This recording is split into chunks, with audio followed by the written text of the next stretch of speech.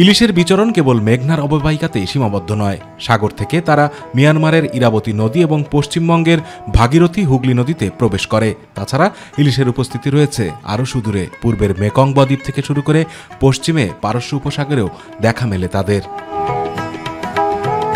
কেউ যখন নিজ শহরের স্থানীয় বাজার থেকে একটি ইলিশ কিনবে, সম্ভাবনা অত্যন্ত প্রবল হবে সেই মাছটি হবে নারী ইলিশ, যার পেট ভর্তি ডিম।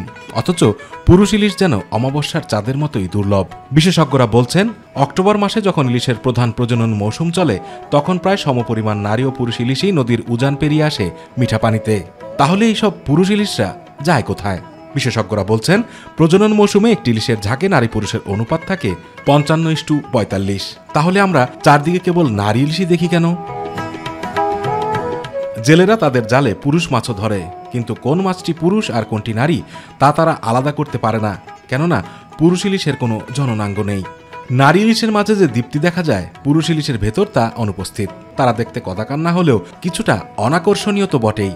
গতানুগতিক মাছের বাজারে তাই আর এসব পুরুষ ইলিশের ঠাঁই হয় না। জেলেরা সেগুলো আলাদা করেন এবং পাঠিয়ে দেন লবণ মাখিয়ে শুকানোর জন্য। স্থানীয় কৌশলে সংরক্ষিত এসব ইলিশকে বলা হয় নোনা ইলিশের শুটকি। ইলিশ একটি অ্যানাড্রোমাস মাছ, যারা একটি বিশেষ ধরনের জীবনচক্র অনুসরণ করে থাকে।